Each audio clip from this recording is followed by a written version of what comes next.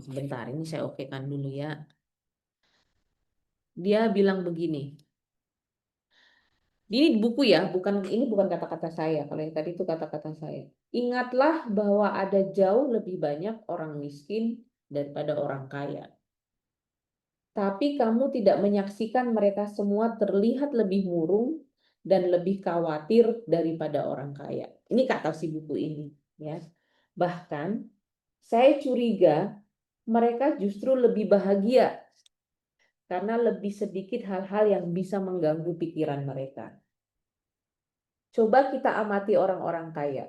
Tidakkah mereka seringkali terlihat sama saja dengan yang miskin? Ini kata Epictetus, ya, orang yang memikirkan tentang apa ya, filsafat ini ya, filsafat stoik atau teras ini, seperti itu. Teman-teman, benar nggak ya kira-kira yang dibilang tadi ya? Bisa benar, bisa enggak ya? Nggak tahu ya. Katanya apa? Duit bukan segalanya, apa? Tapi kalau nggak ada duit susah juga gitu ya, katanya gitu ya.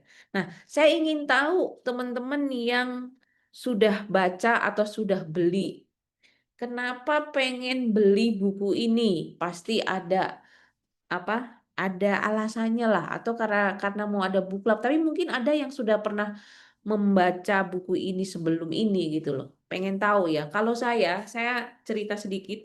Saya beli buku ini di salah satu toko buku di daerah Pik ya, Pantai Indah Kapuk tuh dekat rumahnya Mas Romli.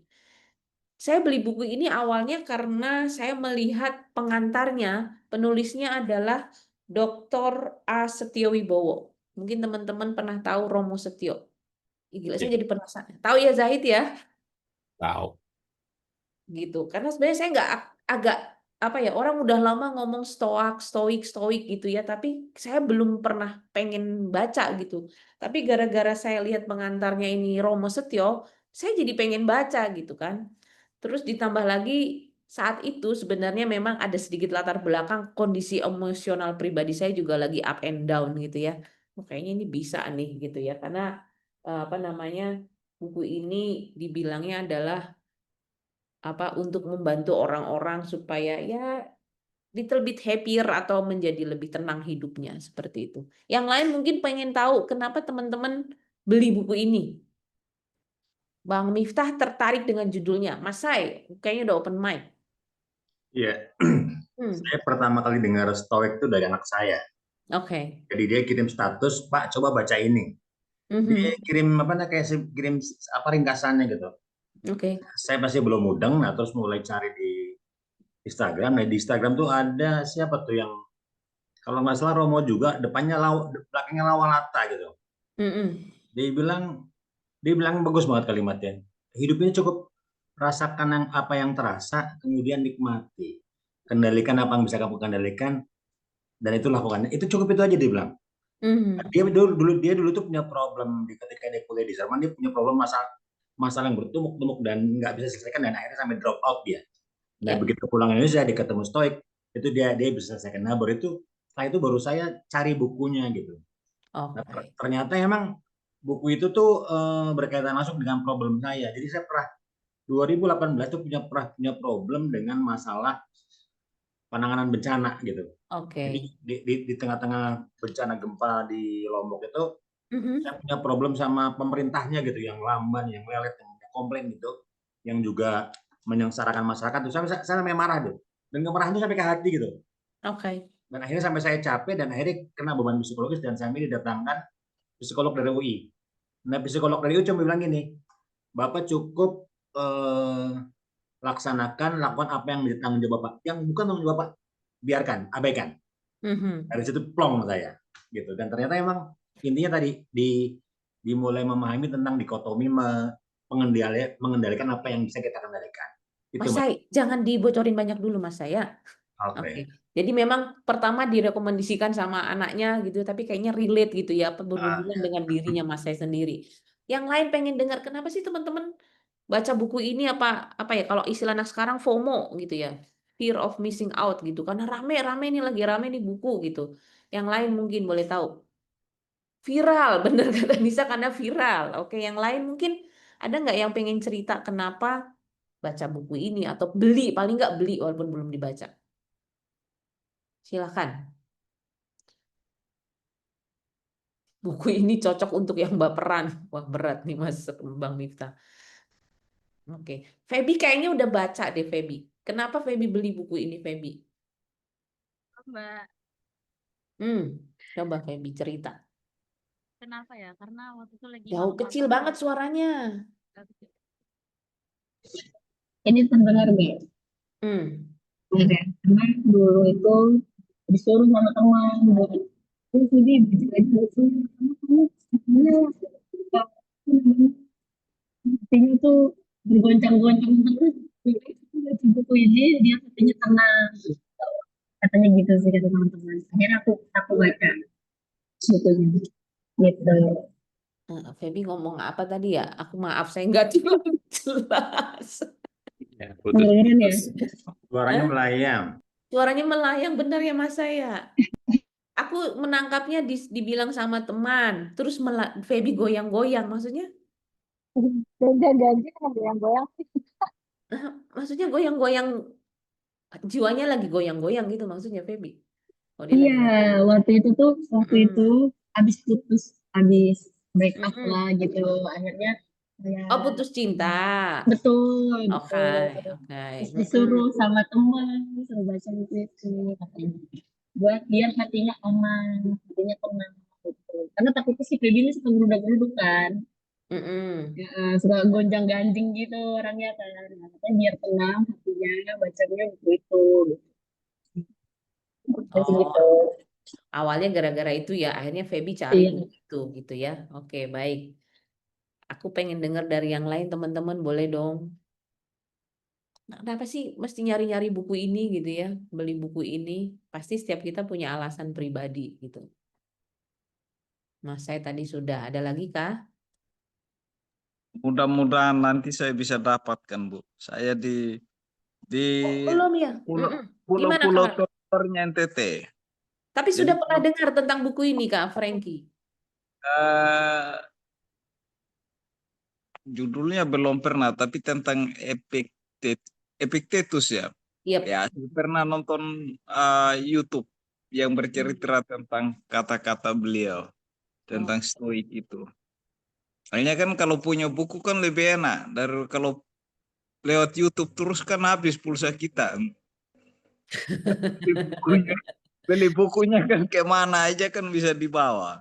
oke. Heeh. Oke. Di pesawat kan kita bisa baca. Oke, baik, baik, baik, Ya, baik. Jadi pengen punya bukunya karena udah pernah baca, apa pernah nonton di YouTube ya Kak Franky ya tentang si ya. Stoic ini. Oke, ada lagi yang pengen cerita teman-teman mungkin kenapa beli buku Stoic gitu ya. Kenapa pengen mencari buku ini? Silahkan, silahkan. Ada lagi yang mau ngomong? Adakah teman-teman? Mas Romli mungkin? Mas Romli udah baca Mas Romli? Dia belum lagi ini dia. Belum, Mbak Lina. Oh Halo, belum ya? belum. Saya tapi pernah lihat Mm-mm. lewat di Instagram itu Mm-mm. eh, buku itu gitu. Terus oh hubungannya dengan apa? Apa itu namanya filsafat stoikisme ya. Iya. Ya, Mm-mm. dan saya ini sih melihat kalau saya lihat relate dengan saya ya, terutama Mm-mm. dari sisi kondisi negara kita kan ini sedang rame gitu. Mm-mm. Kemudian secara dunia internasional juga kan sedang kami jadi kita harus membedakan apa memetakan mana yang bisa kita kendalikan, mana Mm-mm. hal yang memang di luar kendali kita gitu. Oke. Sehingga kita nggak terbawa larut dari situasi yang ada ini. Iya, biar nggak stres ya Mas Romli ya. Iya biar nggak stres.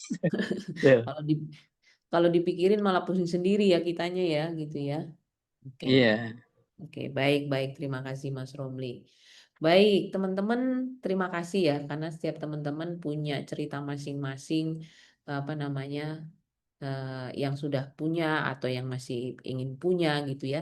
Nanti teman-teman yang belum punya, nanti kita akan dengar dari teman-teman yang sudah punya dan sudah baca sebenarnya apa sih tentang Stoik ini gitu ya. Tapi sebelum ke situ kita kuis-kuis dulu. Mbak Nisa minta tolong. Ya, kuis ya Kak Frenky udah senyum-senyum itu. Oke, teman-teman silahkan di chat boleh, dijawab juga boleh gitu ya. Pertanyaan-pertanyaan berikut ini. Ini hanya untuk penyegaran kita aja gitu teman-teman. Sebelum kita masuk dalam diskusi yang lebih dalam tentang filosofi teras ini. Silahkan. Oke, pertanyaan pertama. Silahkan teman-teman dijawab ya. Siapapun boleh menjawab. Silahkan, silahkan. Iya, mau di Yunani. Gimana Zahid? Bukannya di Yunani. Romawi ya, Mbak? Ayo, ayo ditulis, ditulis. Kata Mas Zahid di Yunani, yang lain. Di manakah Olimpiade pertama kali dilakukan? Kota Olympus. Makanya Kotanya. namanya Olimpiade ya. Oke. Yang lain boleh menjawab atau browsing lagi browsing kali cari jawabannya. Wih, Bu Nurbani lengkap sekali. Olimpia Yunani kuno tahun 776. Oke. Ya, izin dengar dulu ya Mbak. Siap Bang Miftah ya. Terima kasih sudah ikut mendengar. Ya, jadi jawabannya adalah ya di Athens ya, di Yunani benar teman-teman ya. Oke. Pertanyaan kedua. Ini untuk refresh aja. Ibu kotanya Yunani apa sih teman-teman? Ibu kota sekarang ya. Oh, sekarang. Sekarang. Aku dulu ada ibu kotanya gak ya? Tapi yang sekarang. Ya, Roma. Biskuit itu Pak Sai. Hai, sekarang Mas Sai. Biskuit itu Roma itu.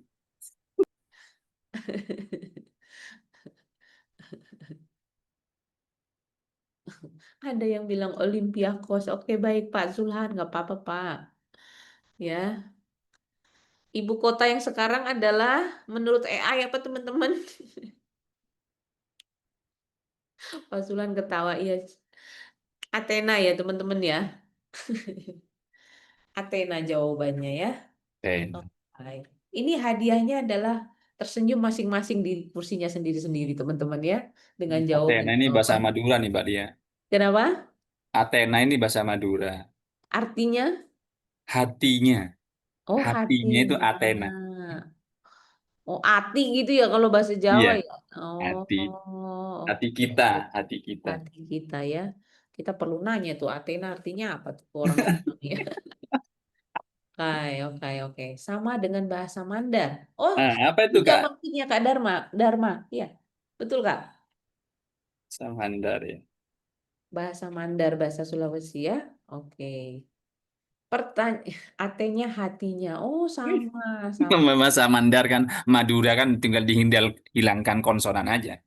Madura Oh, sama Mandar itu. oke, baik, baik. Nah, sekarang pertanyaan terakhir.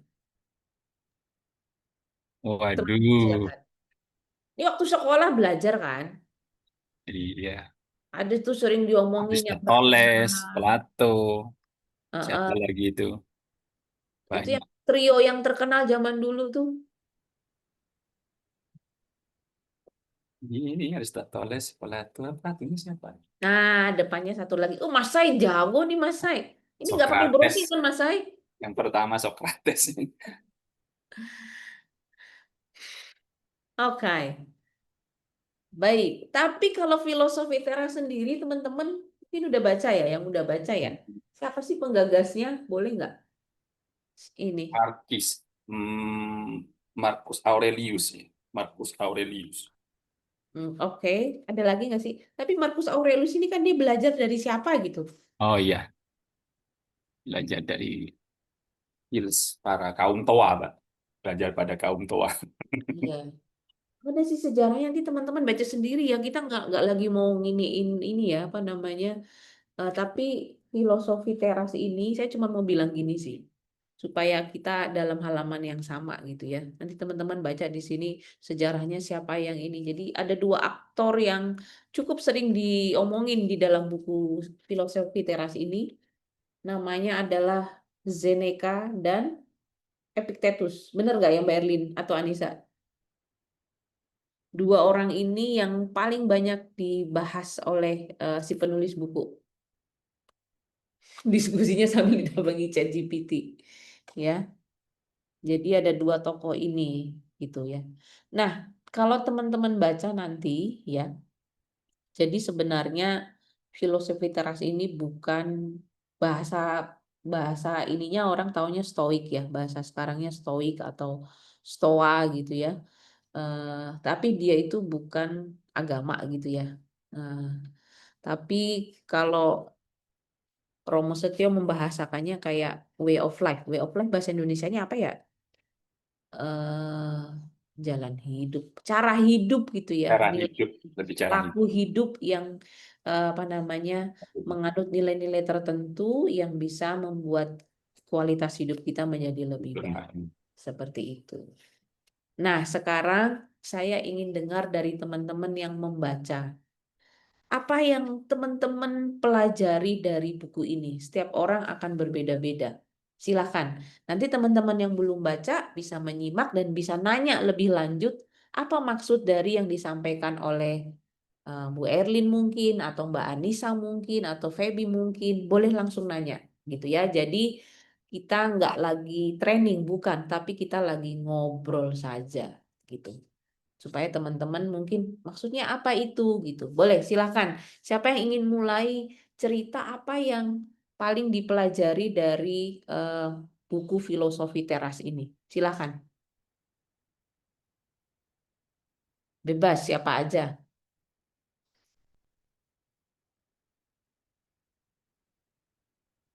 Mari, mari.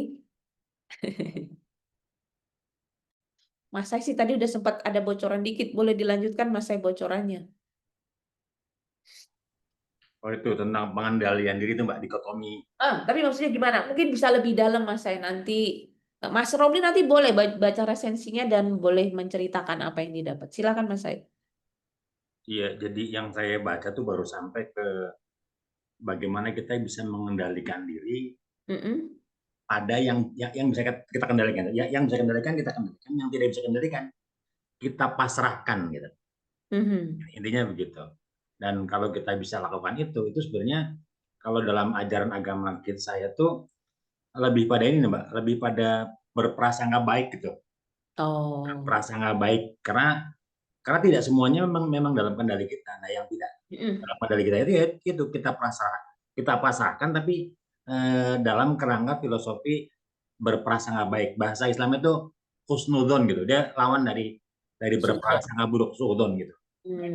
Itu lebih menenteramkan, lebih menentangkan dan kita bisa lebih ya memang segitu kemampuan saya gitu.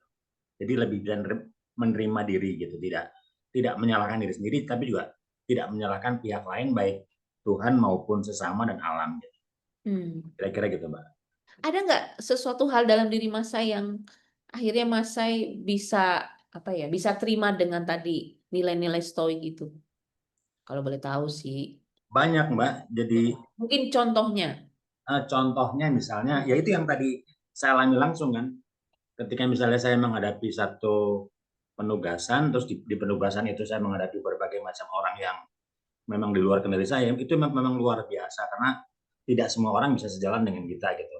Nah, tapi ketika itu kita laksanakan tugas kita semaksimal mungkin, maka kita sebenarnya sudah melakukan apa yang menjadi kewajiban kita dan sebenarnya itu yang akan menjadi akan menjadi pijakan buat orang lain untuk melihat seharusnya harus seperti itu gitu. Makanya dulu tim saya itu termasuk tim yang dibilang kalau ada bencana pasti ada orang ini gitu. Selalu dianggap begitu.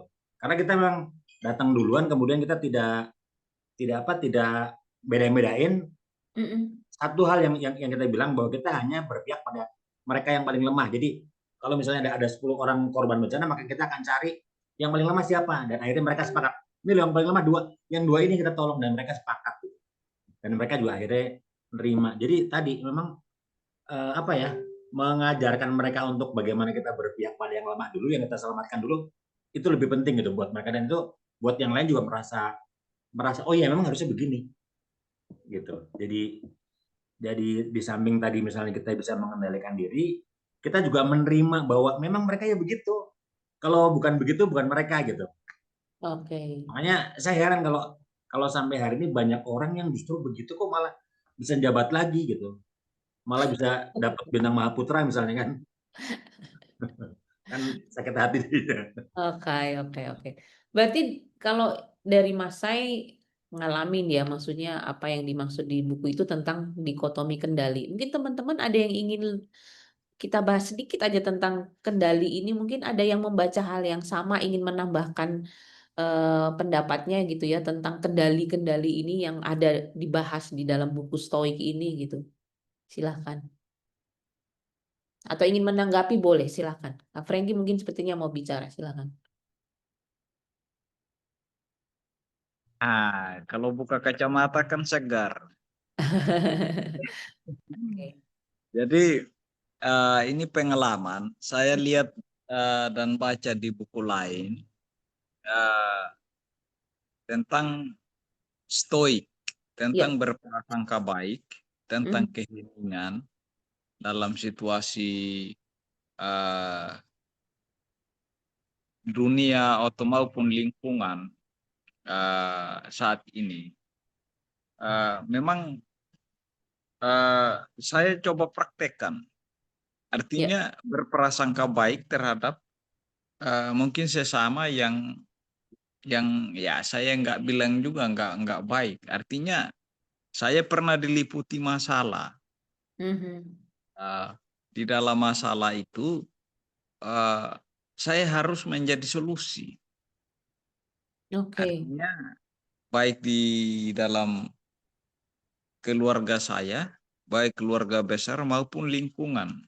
Karena biar bagaimanapun menjadi orang yang berada di bawah tekanan, eh, ketika kita menyatakan bahwa kita ini tidak melakukan sesuatu seperti yang dituduhkan, itu saya rasa menyebabkan sebuah sakit hati yang luar biasa. Tetapi Mhm. tidak berhenti di situ, eh, karena kalau saya contohnya, kalau saya berusaha membela diri dengan menggunakan fasilitas yang ada seperti hukum, ya justru saya berhadapan dengan orang-orang yang baca aja kan nggak bisa kan gitu. Iya. Nah, yang akhirnya saya berserah. Terus saya coba mendekati bukannya saja dengan senyuman, tapi melakukan lebih dari itu gitu. Tapi tetap dikecewakan lagi setelah baik. Nah, yang pada akhirnya bahwa eh, saya mencoba memilih untuk hening, Oke.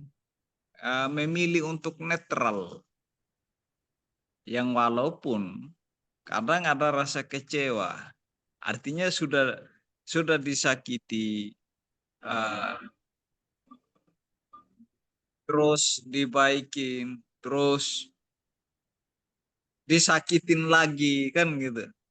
Ya Mhm. kalau ada lagu yang bilang kau buat luka di atas luka lama.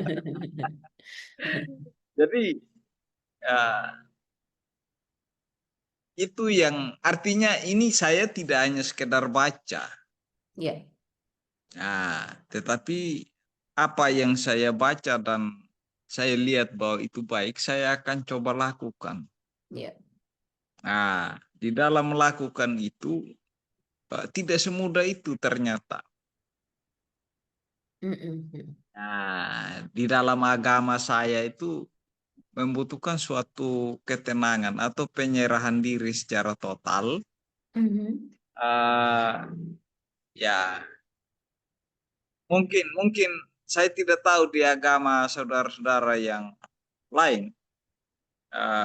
Tapi di agama saya itu karena saya agama Katolik dan saya kutip di Injil dan saya punya pembimbing rohani membimbing dan mengajari saya untuk berpuasa. Untuk menerima, menguatkan, dan menjalani, menciptakan bahagia setiap waktu. Jadi kalau orang sakit gigi kan sambil sakit gigi dan sakit kepala kan terus gak ada duit kan kita harus berjuang menciptakan bahagia. Iya, iya, iya, iya. Jadi Baik. ya itu dari sedikit dari yang saya ketahui tentang stoik itu. Oke. Nah, Jadi berprasangka baik gitu ya Kak Franky ya. Berprasangka ya. baik, mencari ketenangan. Karena memang kalau teman-teman ini saya sedikit, ini aja ya, saya cuma baca aja dari bukunya ya. Nanti teman-teman bisa, ini saya ada bukunya, sorry kalau nggak kelihatan. Jadi filsafat teras ini itu aliran filsafat Yunani Romawi kuno, udah ada kurang lebih 2000 tahun teman-teman ya. Tapi masih relevan sampai sekarang, katanya begitu ya. Nah, di sini disampaikan bahwa stoicisme ini bisa melengkapi cara kita menjalani hidup. Dia bukan agama atau kepercayaan, gitu ya, teman-teman ya. Kemudian tujuan utama dari filosofi teras adalah hidup dengan emosi negatif yang terkendali, gitu tulisannya begitu. Ya, dan hidup dengan kebajikan, ya, dengan kebajikan dan bagaimana kita hidup sebaik-baiknya seperti seharusnya kita sebagai manusia. Ini dari buku ini yang saya baca. Nah, tadi Lolin aku pengen denger dong Lolin ngomong langsung Lolin ya. Biasanya omongan tulisan sama omongan lisan agak beda Lolin. Mungkin bisa Ya, lebih dalam gitu. Mungkin dari Lolin sendiri apa yang Lolin pelajari gitu ya. Nanti saya akan dengar dari sisi putus cinta karena mungkin ini akan menarik juga gitu ya. Sisi itu dari putus cinta. Feby ya. Iya, Ya, silakan baik Lolin. Mbak Lia. Mohon izin saya ini ya, off kamera ya Mbak. Nggak apa-apa, nggak apa-apa. Ah, yang saya sebenarnya belum habis nih nggak baca, tapi sampai halaman berapa ya, 73 atau 74 ya itu sebenarnya udah dapat ini apa namanya, dapat gambaran dari filosofi teras tadi seperti yang saya sampaikan di ini ya, di chat, Ya. bahwa dengan filosofi teras ini ngajak kita benar-benar fokus untuk mementingkan atau mengendalikan apa yang ada di dalam diri kita gitu loh, yang di Ya. internal bukan di eksternal gitu kan. Mhm. Jadi sebenarnya jadi setelah baca ini kayak, oh iya kayaknya sebagian ini sudah ada yang beberapa yang saya terapkan gitu kan, kayak gini. Mhm. Memang saya overthinking ya Mbak ya. Kalau saya baca dari si penulis ini juga sama sebenarnya. Setiap ada hal yang baru yang mau disampaikan ke saya selalu mikir, Mhm. jangan-jangan nanti akan ada hal buruk nih yang terjadi. Jadi sebenarnya ini apa namanya, apa ya? Saya udah mulai belajar dari situ gitu. Oh ternyata sebenarnya dengan filosofi teras ini dengan yang tadi pas saya juga sampaikan tadi ada apa Mhm. dikotomi ya, Dikotomi kendali, kendali. terus ada kemudian trikotomi kendali, sebenarnya itu sebenarnya perlu juga kita, Mhm. bukan berarti kita perlu overthinking sebenarnya dari situ ya, tapi memang apa namanya, kita perlu apa ya, eh, Mengantisipasi. ya melihat apa yang bisa kita kendalikan, apa yang kita kontrol gitu kan. Misal seandainya pun misal kita overthinking gitu loh Mbak ya, saya coba apa Mhm. namanya terjemahkan dalam Boleh. kehidupan saya, keseharian saya misalnya, kita jadi bersiap-siap. Sebenarnya itu yang didorong sebenarnya dari filosofi teras ini sebenarnya. Jadi, Iya. jadi misalnya kalau misalnya kita, ada yang bisa kita kendalikan, misal prestasi, misalnya saya coba ke misal ke anak saya, yang bisa Mhm. kita kendalikan adalah prosesnya gitu. Ya. Tapi bisa jadi nanti dalam dalam misalnya anak saya sekolah dia tidak ranking dan segala macam, kan bisa jadi ada yang tidak bisa dikendalikan kan, misalnya mungkin ada Mhm. anak teman-teman lain misalnya yang lebih pintar, atau Mhm. misalnya dalam prosesnya ada beberapa hal. Nah, seperti itu yang jadi ketika kita mengalami yang tidak sesuai dengan keinginan kita, ada hal buruk yang sudah kita apa ya, sudah kita prediksi. Nah, itu jadi mengurangi tingkat stres. Dari situ saya, oh itu maksudnya gitu kan. Jadi selama ini overthinking itu bukan berarti itu benar, tapi harus ada Mhm. lagi yang masuk di dalamnya. Berarti apa yang kita tidak bisa kendalikan dan apa Mhm. yang bisa kendalikan itu, jadi kita sudah harus ini memetakan itu. Di situ saya udah belajar di situ. Jadi itu itu satu. Terus yang kedua ini yang membantu saya juga itu dalam biasa memang sering ya di jalan deh yang paling sederhana. Misalnya di jalan raya. Kadang-kadang tadi di awal kita ngobrol gitu kan, kadang sering ngumpat gitu di jalan, ada yang nyerobot, ada yang gimana gitu kan. Sebenarnya itu hal yang paling sederhana yang disampaikan oleh penulis Pak Henry ya. Iya, Katakan Henry bahwa Mangiring. kita harus mengendalikan emosi negatif. Salah satunya ketika berkendara di jalan umum. Bisa jadi ada orang-orang yang asal serobot, nggak sesuai dengan maunya kita gitu kan. Kadang pengen ngumpat, Iya, kadang iya. kasarnya pengen ngehantam gitu loh Mbak. Tapi dari belajar dari buku ini pelan-pelan gitu kan kayak, ayo mari kendalikan apa namanya emosi-emosi negatif kita. Tidak semua orang di jalan itu bisa kita kendalikan. Jadi bagaimana kita merespon itu yang penting sebenarnya. Ya. Bagaimana respon kita terhadap situasi tersebut. Jadi walaupun baru separoh saya baca ini kayaknya menarik banget kalau untuk diteruskan kayak gitu sih untuk ngebaca lebih dalam lagi. Itu sih Mbak yang aku tangkap Ya. gitu dari buku Ya. ini. Itu Mas Mbak saya Lia. tadi Terima di kasih. dikotomi kendali, Ololin udah sampai ke trikotomi kendali tadi ya. Iya. Yang ketiga. Nanti Dan itu teman-teman, relevan banget sama kisaharian kita Mbak, lintas generasi. ya, karena memang kalau dibilang sih buku ini kalau si Romo Setio ya sangat menyarankan untuk dibaca sama generasi sekarang apa namanya Gen Z ya. Betul, betul. Karena mereka rentan dengan isu-isu kesehatan mental, apa namanya depresi atau apa Depresi, segala macam, cemas, kecemasan. kecemasan Heeh. berlebihan seperti itu. Ya, makasih Lolin. Ya, Menarik sama-sama Mbak kayaknya. Lia. Mulai sekarang klakson mobil akan mulai berkurang ya Lolin ya. Iya, yang penting jangan ngumpat Mbak. Oke. Iya, Sederhana. iya. Makasih Mbak Tapi Lia. memang di sini nggak tahu ya. Di Thailand itu saya baru tahu di Thailand itu jarang sekali terdengar klakson, nggak tahu kenapa gitu. Mereka bisa banget mengendalikan itu ya. Iya, Nggak, betul. di negara ini sedikit-sedikit klakson ya. Salah sedikit senggol klakson. Betul. Baik, Feby, ready kah dirimu Feby? Kenapa Gimana ketawa? Mbak? Nggak apa-apa kalau nggak mau kelihatan mukanya mungkin tersipu-sipu. Iya, iya sih saya malu menjelaskannya. Oke, nggak apa-apa. Iya, apa ya yang didapat ini kan saya baca buku ini juga baru-baru ini ya, mungkin awal-awal tahun gitu ya. Habis habis putus cinta anjay seperti itu. Anjay maaf ya, Gen Z keluar. Nggak apa-apa, Nah, anjay. nah, Oke, siap. terus apa namanya? Kata teman suruh baca. Pada saat dibaca pun akhirnya saya paham gitu karena pada saat itu saya tuh masih nyalahin diri saya, terus nyalahin orang lain kayak kenapa sih orang lain bisa jahat sama saya, kenapa orang lain bisa menyakiti saya gitu atau mengkhianati saya, kok bisa orang kayak gitu kan. Tapi akhirnya setelah baca buku ini kayak sadar ya udah kita tuh nggak bisa kontrol apa yang orang lakukan ke kita gitu. Yang bisa kita lakukan adalah ya udah kita mencintai dia apa adanya, udah that's it gitu. Yang penting itu entah dia mau selingkuh, entah dia mau mengkhianati, entah dia mau apa itu bukan kendali kita kayak gitu sih.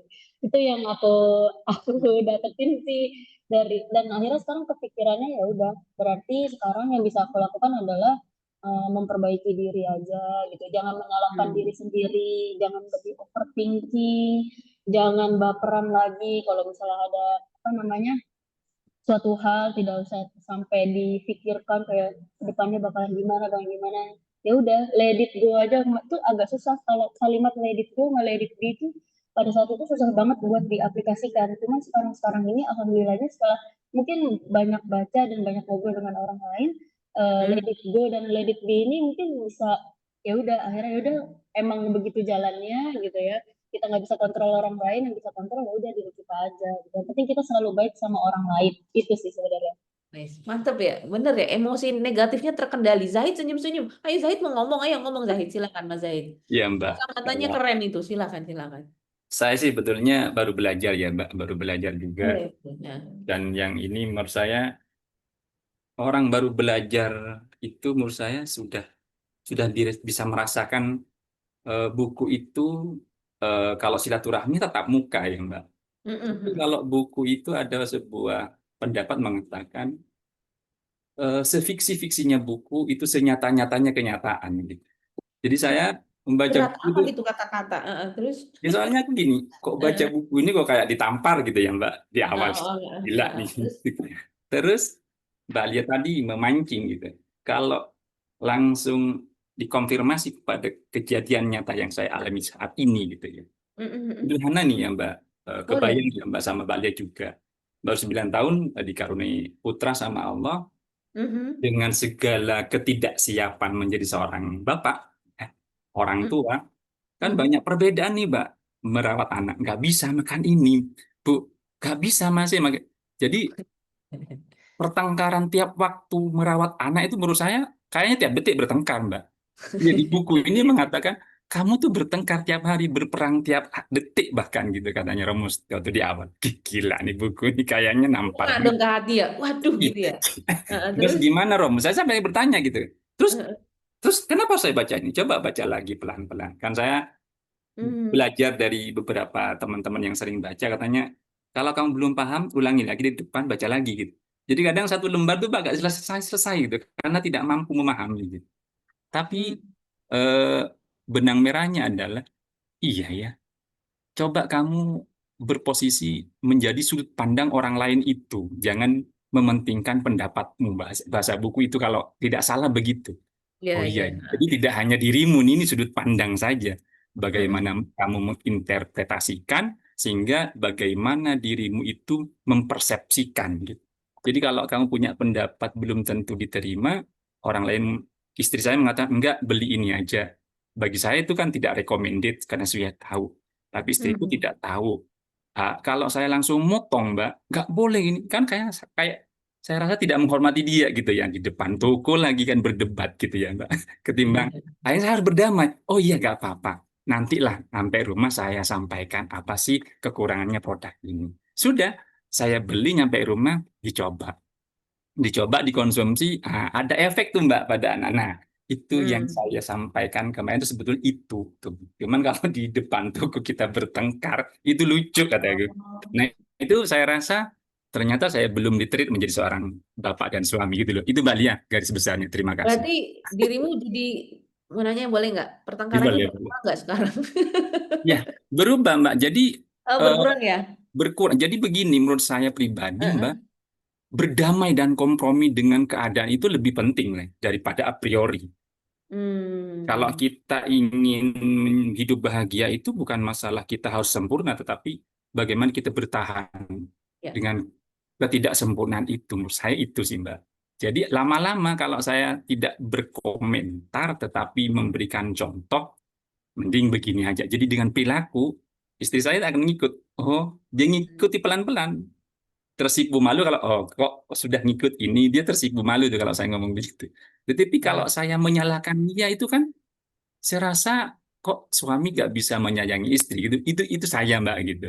Jadi menurut Mm-mm. saya tidak mudah gitu ya bertahan membina mahligai rumah tangga yang kokoh itu tidak mudah itu bagi saya. Dari buku ini memang benar mau ngadepin politik, buku ini bagus. Gen Iya. Z bagus gitu, Pak. Sampai saya belajar tentang kesehatan dari buku ini gitu. Apa bedanya Oh gitu. psikiater dan psikolog? Duh, kok sampai segitunya buku ini ya? Jadi buku itu bercerita dari orang yang diwawancari, tapi dia detail dengan ilmiahnya sampai saya Iya. juga pernah ngalamin itu gitu. Gila juga Hmm. buku ini gitu. Itu sih Mbak kalau saya. Wow, menarik Zahid. Mbak. Berarti dirimu istilahnya ngobrol sama bukunya juga Iya, gitu kan ya? saya nyoba ngobrol sama buku, Ya. ternyata buku itu gitu Mbak. Bagi saya Oke. gitu sih. Menarik, menarik, menarik. Selamat ya pertengkarannya berkurang. Iya Mbak. Oke, iya memang senang sih dengar cerita teman-teman bagaimana saya rasa mungkin itu juga mimpi penulisnya ya. Dia menulis supaya orang lain juga terbantu gitu ya. Oke, Mas Zaid lengkap banget kata Nisa, benar.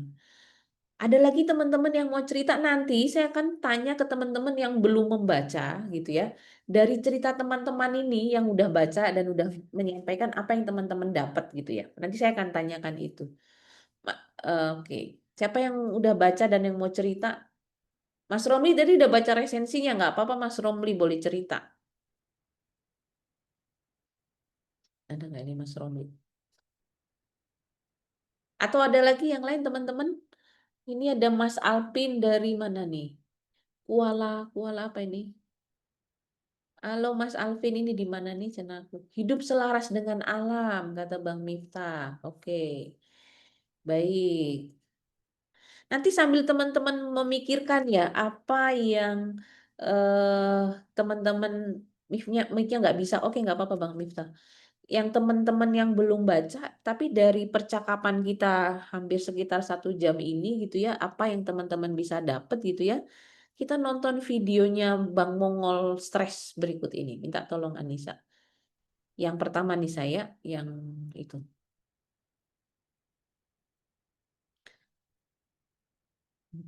Silakan. Teman-teman kita simak ya video ini ya. Ya. Orang gila di pinggir jalan.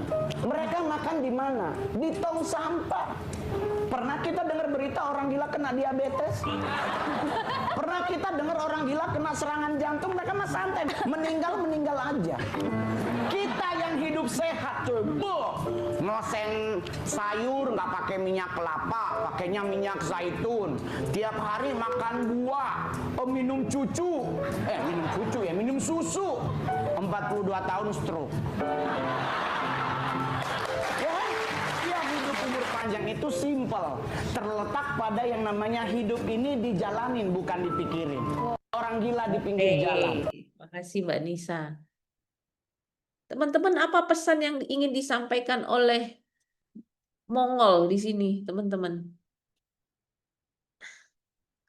Boleh, speak up juga boleh. Hidup dijalani, kata Bang Miftah. Iya, yang lain, apa kira-kira yang ingin disampaikan sama Bang Mongol di sini? Tadi contohnya lumayan ekstrim sih ya. Orang maaf yang dengan gangguan jiwa gitu ya.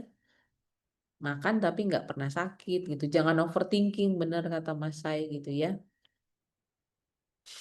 Oke. Macam-macam rasa gitu ya, yang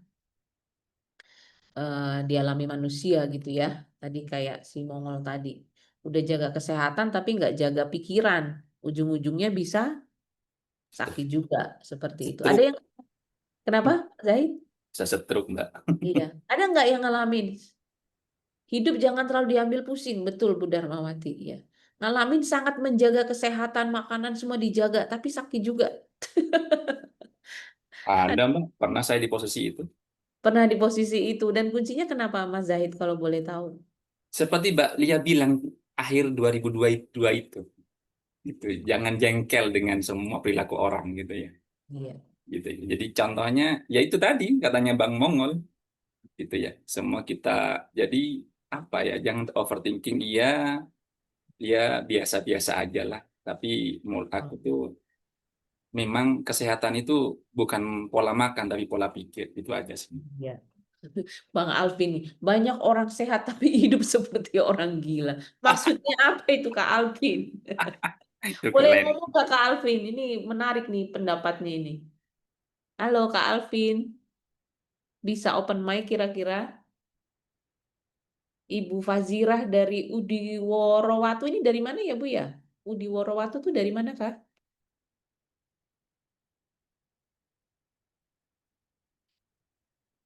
Oke, yang lain mungkin nanti boleh diketik aja ya teman-teman ya. Oke. Nah, sambil nanti ini ada satu lagi yang saya ingin teman-teman simak. Tadi lagunya udah di setel di awal sih, tapi mungkin ada yang belum denger gitu ya. Minta tolong diputar sekali lagi Mbak Nisa lagu Hampanya Om Ari Lasso gitu ya. Teman-teman sambil meluruskan kaki. Tapi saya minta tolong boleh disimak ya lagu ini sebenarnya maknanya apa sih? Oh dari Nagekeo, baik dari NTT ya Kakak Fazira ya. Apa sih makna lagu ini sebenarnya, perasaan seperti apa yang ada di hati orang ini?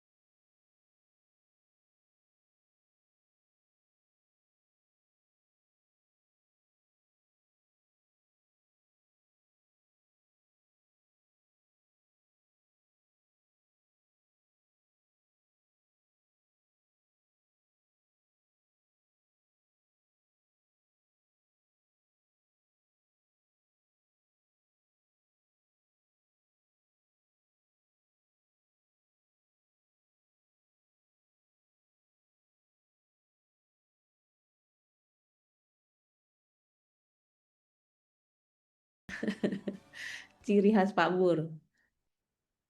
Masih di mute Pak Bur.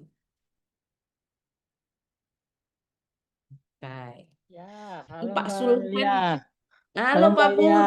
Salam Ya, sehat, salam sehat salam. Mbak. Terima kasih. Ya, Sudah kasih. teman-teman tadi mengingatkan. Nah, saya juga soalnya ingat, cuma tadi ada urusan sedikit sehingga saya harus keluar Oh iya, biasanya kantor. ingat ya Pak, bukan biasanya lupa ya Pak.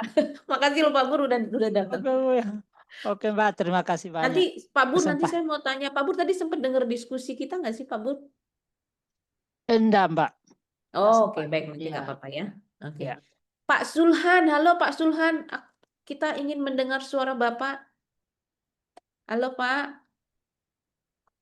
Di manakah si Bapak? Ada kan ya Pak Sulhan ya?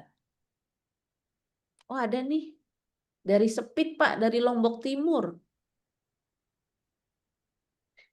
Bapak ini ceritanya bisa banyak cerita ya. Oke, nanti sambil nunggu Pak Sulhan. Teman-teman tadi udah denger lagu Hampa. Perasaan apa sih sebenarnya di lagu itu? Nggak apa-apa ya, ini nggak ngomong benar salah ya. Karena yang tahu sebenarnya ya pencipta lagu itu gitu loh. Perasaan apa sih sebenarnya gitu? Boleh di kolom chat, boleh, boleh, boleh. Ada lagu kenangan, tapi lagu tadi judulnya aja Hampa gitu ya.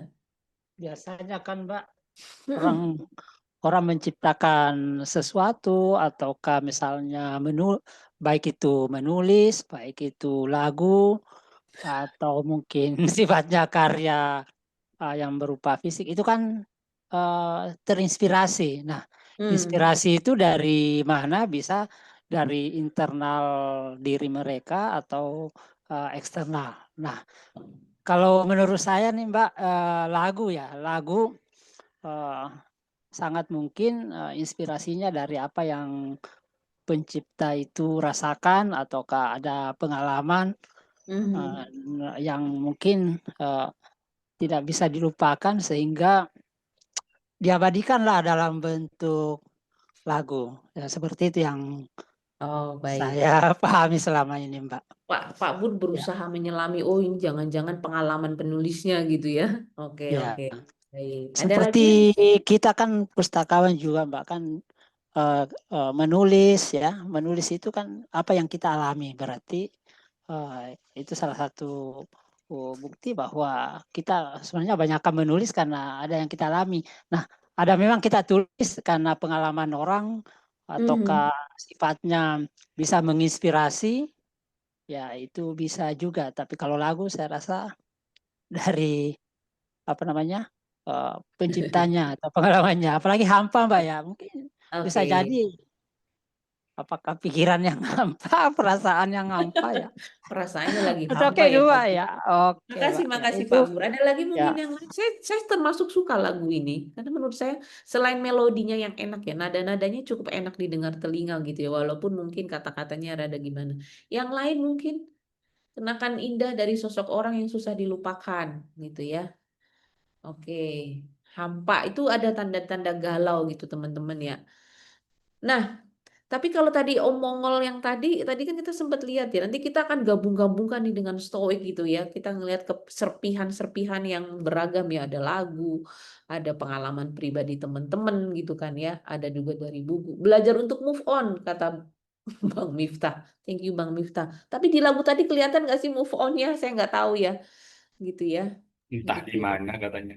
Entah di mana gitu ya. Dia masih ngarep kayaknya ya. Ini menurut interpretasi saya Ya, sih dia masih ngarep gitu ya. Karena dia merasa hampa. Bisa dua sisi sih, bisa jadi satu apa bukti kecintaan yang begitu mendalam terhadap seseorang. Betul nggak ya teman-teman? Betul ya Kak Franky ya? Atau juga saya nggak tahu ada sisi kayak apa ya desperado apa namanya kayak udah putus harapan nggak bisa ketemu lagi sampai hidupnya terasa hampa sekali gitu ya. Eh, Sekarang kalau kita mau ini harusnya dia baca buku stoik gitu ya biar nggak gitu-gitu amat gitu kan. Gitu. Lagunya udah bayar royalti nggak ya? Aduh, pertanyaannya bagus. Nggak tayang di mana-mana kok Kak Alvin. Hanya di sini saja. Ya, seperti itu. Nah, oke. Saya mau tanya Kak Darmawati, bisa bersuara Kakak yang dari Mamuju? Halo Kak Darmawati. Iya Mbak, Ya boleh ya, nggak apa-apa, off cam nggak apa-apa. Dari diskusi-diskusi tadi Kak Darmawati kan belum baca katanya ya. iya. Tapi apa yang Kak Darmawati bisa tangkap dari apa yang disampaikan oleh teman-teman tentang buku ini? Ya, yang bisa ditangkap dari diskusi tadi ya Mm-mm. terkait cara pengendalian dirinya Mbak. Oke. Bagaimana cara kita mengendalikan apakah itu sesuatu yang sesuai dengan keinginan kita atau yang di luar dari keinginan kita. Bagaimana kita memprosesnya atau menerimanya. Begitu loh Mbak. Bagaimana respon kita terhadap apa yang kita alami, apakah itu sesuai dengan keinginan maupun yang tidak sesuai dengan keinginannya kita. Oke, baik. Wah, udah Darmawati udah dapet nih ya poin-poin dari buku. Nanti jadi kepengen baca nggak Kak Darmawati? Pengen nyari nggak bukunya? Iya Mbak, mau nyari. Nyari ya. Saya nggak endorse ya, karena saya nggak ada hubungan apa-apa sama penulisnya, gitu ya. Pengen nyari ya. Oke, makasih Kak Iya, Darmawati. Pengen satu lagi nih, sama-sama. siapa yang bisa berbicara dari diskusi tadi yang disampaikan, yang sudah membaca, ada Lolin, ada Feby gitu ya. Apa yang teman-teman bisa dapat dari diskusi ini? Apa sih sebenarnya stoik-stoik yang diomongin teman-teman tadi gitu? Silahkan, Bu Mas Romli ya, Ya, boleh Mas Romli, silahkan. ya, ya kalau tadi sih sebenarnya sama sih yang barusan disampaikan Mbak Dar juga. Mm-mm. Jadi kalau saya baca resensinya sih intinya kan apa filsafat stoicisme itu bahwa dunia ini dibagi dua bagian ya, bagian yang bisa kita kendalikan, Mm-mm. bagian yang tidak bisa kita kendalikan. Artinya dari konteks kita ingin bahagia gitu, ingin menjalani hidup ini tenang bahagia. Mhm. Saya terus terang sebelum kalau itu apa buku-buku karya penulis itu kan sering lewat tuh di IG saya tuh, termasuk Mm-mm. filosofi teras ini gitu. Walaupun Ya. saya belum tertarik, tapi apa namanya bulan-bulan terakhir ini nih dengan kondisi terus terang saya kalau keluarga gitu nggak terlalu rumit ya gitu, tidak Mm-mm. menghadapi apa namanya sesuatu yang jauh di luar harapan saya, maksudnya sejauh Ya. ini terpenuhi aja gitu harapan.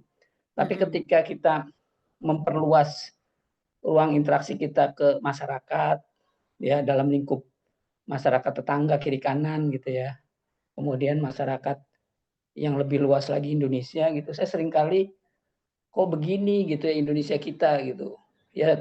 Salah satu yang paling mutakhir adalah bagaimana di tengah kekecewaan masyarakat gitu presiden kita itu sibuk dengan memberikan penghargaan yang tadi yang Mas Sehu sampaikan, dan penghargaan itu tidak memenuhi apa namanya harapan kita. Misalnya bagaimana sorotan publik itu penghargaan itu diberikan kepada mantan koruptor gitu. Mhm. Nah, saya beberapa bulan terakhir ini saya sebenarnya menangkal satu ajaran dalam agama Islam ya, yang merujuk pada apa namanya perkataan dari Nabi Muhammad SAW gitu. Mm-mm. Kalau bahasa Arabnya kalau bahasa Indonesia itu artinya beruntunglah orang yang sibuk memperbaiki dirinya Oke.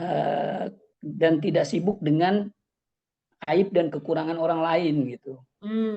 Jadi saya beberapa bulan tuh terusik, bahkan saya pengen itu ditulis di ruang kerja saya atau di kamar saya yang sering saya lihat gitu, karena saya berpikir ketika bahkan sampai ke anak gitu, ketika anak kita mungkin ada sebagian yang dia tidak memenuhi harapan kita, bukan kita paksakan dia untuk berubah, tapi bagaimana kita merubah, menyelami diri kita apa yang kurang, bagaimana kita membangun relasi kita dengan anak kita itu gitu. Dan itu saya praktekkan ternyata cukup mujarab gitu. Ketika kita yang memperbaiki diri untuk sebagai orang tua untuk bagaimana membangun cara relasi yang baik dengan anak gitu. Kemudian akhirnya juga anak ternyata menerima itu, memperbaiki dirinya gitu. Nah, Mhm. di masyarakat juga saya lihat seperti itu. Bagaimana sebenarnya kita sibuk dengan bagaimana kita memperbaiki sesuatu yang sebenarnya belum baik, belum maksimal dari diri kita, untuk kita kemudian dengan perbaikan itu sebenarnya kita melakukan perbaikan diri kita, sebenarnya kita melakukan perbaikan untuk lingkungan sekitar kita, bahkan mungkin lebih luasnya negara kita gitu. Jadi saya ini apa namanya terinspirasi dengan hadis itu, dengan perkataan Rasulullah itu, bahkan sebelum saya mendengar apa lebih jauh memahami stoicisme itu, Mbak. Iya, Saya iya. memahami itu. Dan itu kan karena saya tahu dari dulu ya apa yang diperkatakan atau disabdakan oleh Nabi Muhammad SAW itu, bahwa berbahagialah engkau yang sibuk dengan aibmu, sibuk Mm-mm. untuk memperbaiki dirimu, sehingga kamu apa namanya tidak sibuk mungkin menyikapi secara negatif apa-apa yang terjadi di luar dirimu gitu. Iya. Itu Mbak Lia. Baik, makasih Mas Romli. Makasih Mbak. Menarik tuh. Berarti sebenarnya sejalan ya Mas Romli dengan ajaran agama yang teman-teman kita anut masing-masing Betul. gitu ya, Mas Romli ya. Gitu. Karena memang Iya, iya. di buku ini juga disampaikan stoicisme itu bukan agama atau kepercayaan gitu ya. Memang dia value ya, filsafat gitu ya, hal-hal mendasar yang bisa Iya. membantu kita menjalani hidup dengan lebih baik seperti itu. Makasih Mas Romli. Ada satu lagi teman-teman sebelum kita mau putar video satu lagi dari Om Mongol tadi yang bisa memperkuat kita gitu ya, supaya hidupnya nggak hampa gitu ya. Ada satu lagi mungkin yang pengen denger ini Ibu Erna dari manakah? Dari Surabaya atau Ibu Mila? Kakak Mila dari Maros. Halo Ibu Mila. Mana nih Pak Bur temannya Pak Bur? Nanti habis ini Kak Frenggi kayaknya mau bicara. Boleh Kak Frenggi ya? Ada di depan Pak Bur ya? Enggak ya? Karena mereka satu kantor. Baik, sambil menunggu. Ada lagi mungkin yang ingin Bu, menyampaikan? ya Ya, silakan. jauh dari saya, Mbak. Oh ya, tidak apa-apa, tidak apa-apa. Ya, sudah. Iya. Yang Oke, belum. maaf Mbak. Sebenarnya rupanya diskusi ini ada narasi yang dibacakan sebelumnya tadi Mm-mm. terkait. Oh ya, baik. Ya. Kita Terima lagi kasih bahas. Pak Muhammad Romli. Keren sekali sebenarnya bahwa Mm. uh, apa yang disampaikan tadi saya sangat sepakat bahwa sebenarnya uh, dulu filsafat kan sebenarnya lahir. Tidak apa-apa Mbak ya, Nggak saya apa-apa, tidak baca silakan, semua silakan Pak tapi Bur, silakan. saya saya saya menyambung tadi bahwa ini kan Mbak lihat tadi bahwa ini filsafat sebenarnya dan Mm. benar Pak ya, cocok ini filsafat di buku ini banyak dibahas dan filsafat pada dasarnya dalam ajaran agama Islam ya abad ke berapa ya 10 ya abad 10. Mm. Abad 10 itu memang dipelajari juga oleh umat Islam karena senada dengan ajaran Islam sendiri. Cuma ada yang mereka itu pelajari untuk dijadikan sebuah narasi untuk melawan ide-ide yang menghambat perkembangan agama waktu itu juga. Ya. Nah, karena dianggap bahwa ilmu mantik ini sangat bagus sehingga sampai sekarang banyak yang atau para penjadi kita memang menjadikan filsafat itu sebagai sebuah pelajaran yang menguatkan kita baik sisi sosial, politik, karena bisa dikatakan filsafat itu sendiri adalah induk ilmu pengetahuan, menjangkau semua sisi kehidupan kita, sehingga kita makin bijak ya, makin bijak memaknai, memahami, bersikap, dan tentu yang dimaksud di sini adalah tidak berhadapan atau bertentangan dengan ajaran agama ya.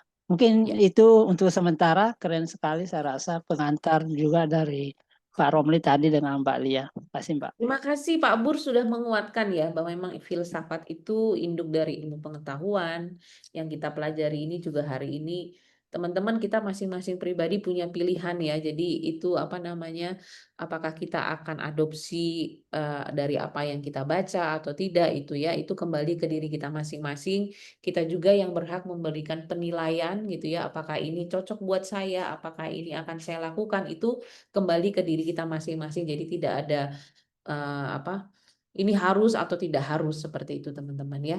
Nah, ada satu lagi yang ingin menyampaikan dari diskusi hari ini. Apa sih yang teman-teman tangkap, mungkin khususnya bagi yang belum baca gitu ya, tentang filosofi teras ini, silahkan. Pak Sulhan ini open mic akhirnya. Halo Pak Sulhan.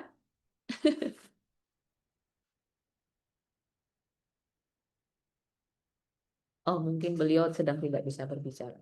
Baik, kita nonton video ini sebentar.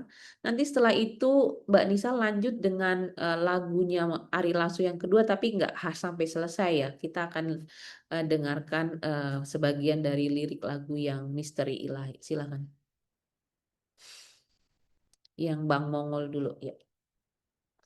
Pernah memikirkan hal-hal yang lebih tinggi daripada yang kamu pikirkan. Betul. Jadi hidup ini jangan dipikiri. Betul. Hidup ini dijalani. Iya. Dan dalam mengarungi hidup nggak usah lari karena hidup ini bukan perlombaan. Betul. Oke, itu kata Bang Mongol ya, menarik sih. Yang coba dengarkan lagu ini teman-teman ya. Yang kedua, Mas Zahid ketawa, iya. Mongol memang lucu, tapi kelucuannya dia itu sebenarnya syarat dengan makna gitu ya. Silakan Mbak Nisa.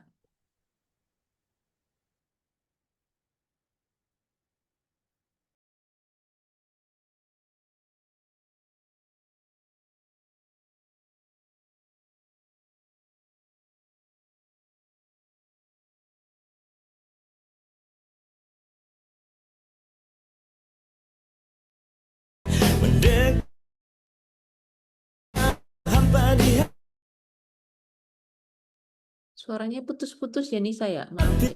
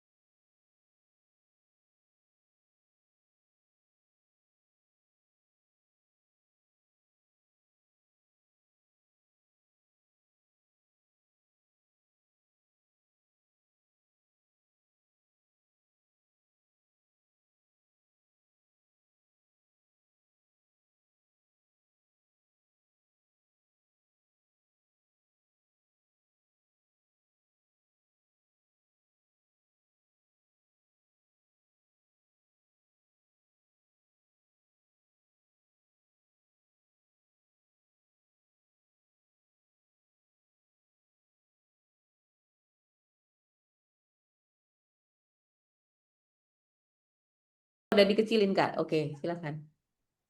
Jadi gini, Mbak.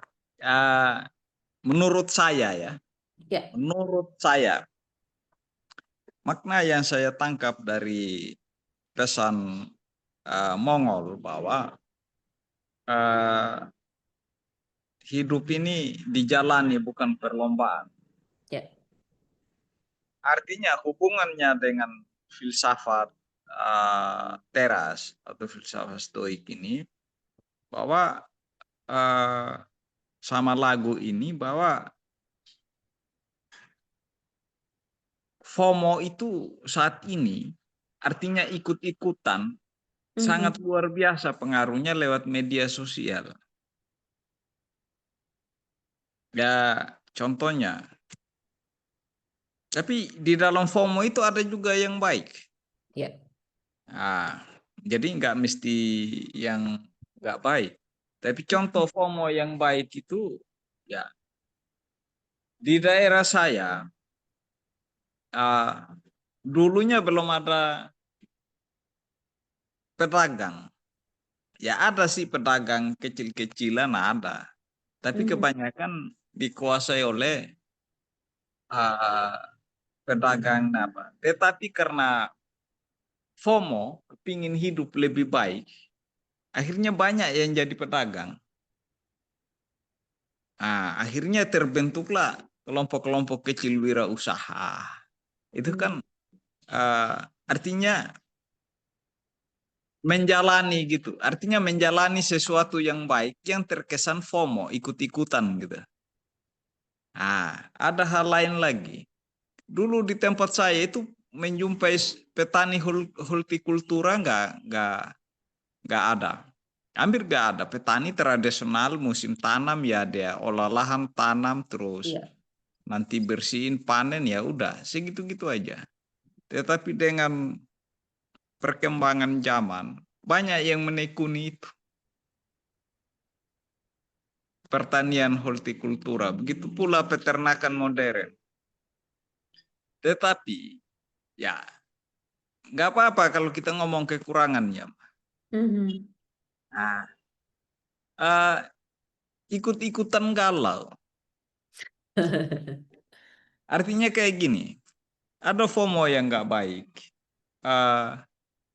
Artinya lihat orang beli HP ini, berusaha juga kredit HP itu. Padahal nggak punya income gitu. Terus lihat orang seperti ini, terus diposting di media sosial, terus ikut-ikutan. Ya. Ini kan yang menyebabkan adanya lagu Ari Lasso ini. Semestinya pesan yang kita tangkap dari buku yang kita sharing hari ini dengan pesannya Mongol itu sudah sangat luar biasa. Tetapi karena FOMO dengan media sosial, maka muncullah lagu Ari Lasso ini. Jadi menurut saya yang saya tangkap itu dia seperti itu dalam, ya saya nggak ngomong keluar. Ngomong ke dalam diri saya dulu. Gitu. Nah, sehingga ya dengan adanya kelas ini dengan teman-teman saya belajar lebih banyak. Artinya mungkin saya bisa keluar dari lingkungan berpikirnya saya yang mungkin terkungkung dengan lingkungan masyarakat lah, contohnya lingkungan kampung lah. Mungkin kan orang berpikiran sama semua kan gitu. Galau semua contohnya karena calon ketua RT-nya kalah gitu. Itu yang kecil-kecil. Nah, itu kan ikut-ikutan kan, padahal jalannya aja udah selesai. Apalagi di daerah saya sangat terikat dengan yang namanya politik yang kental. Jadi kalau masalah pemilihan bupati aja kalah, orang kecewanya ngiri-ngirian. Iya. Tapi jadi gimana? Apa yang harus kita lakukan, Kak Frengy, kalau gitu? Ya, menjalani apa yang disampaikan dalam buku itu, melakukan, berjuang, melakukan. Contoh, mungkin ada pesan yang saya mau sampaikan, karena saya juga pembaca buku. Ya, silakan Kak. Saya punya buku ini.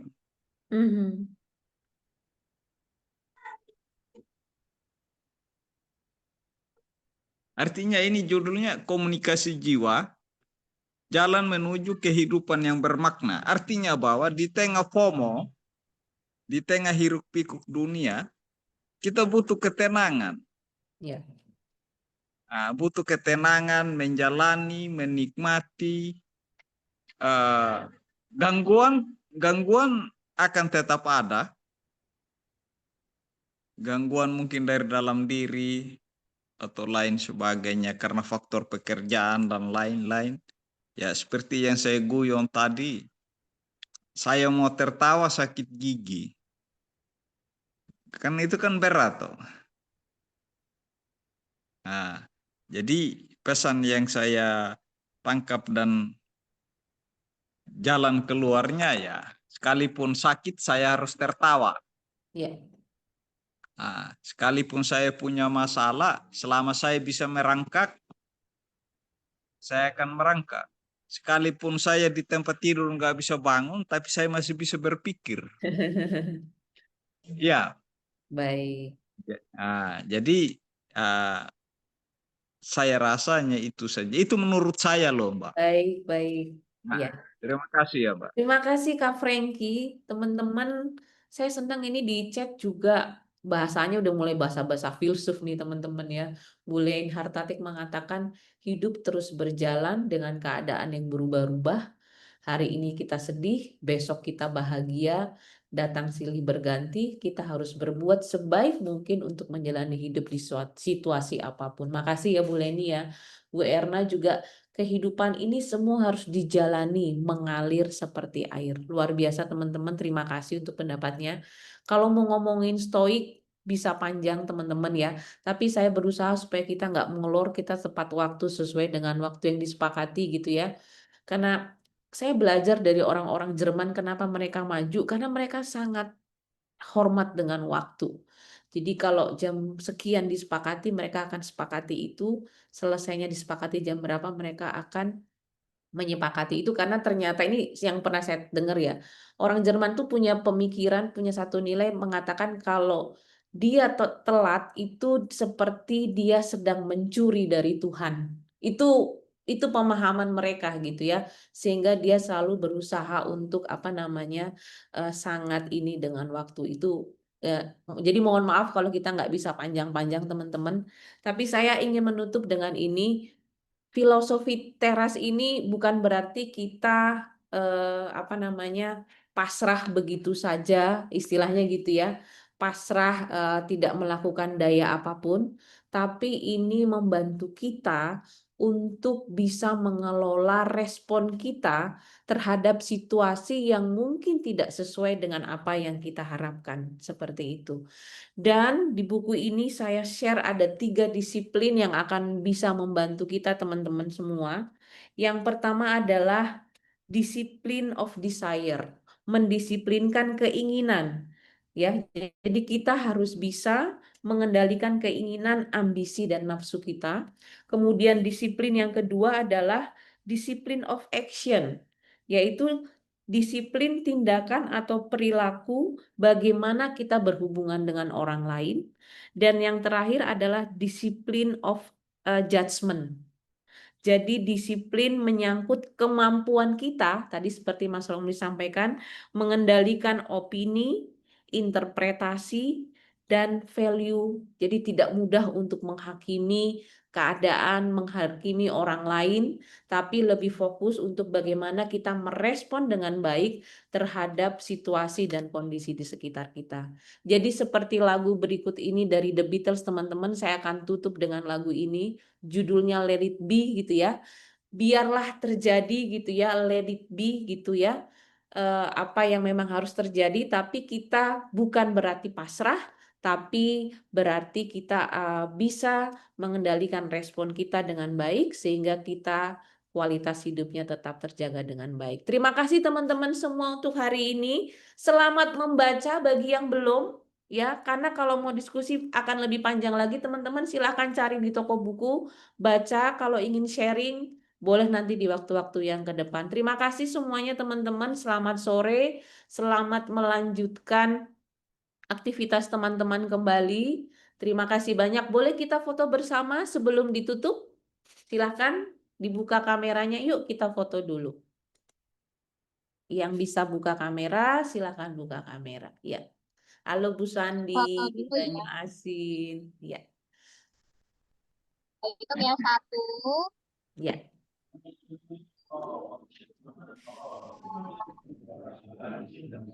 Tiga. Satu lagi ya. 1, 2, 3. Oke. Baik.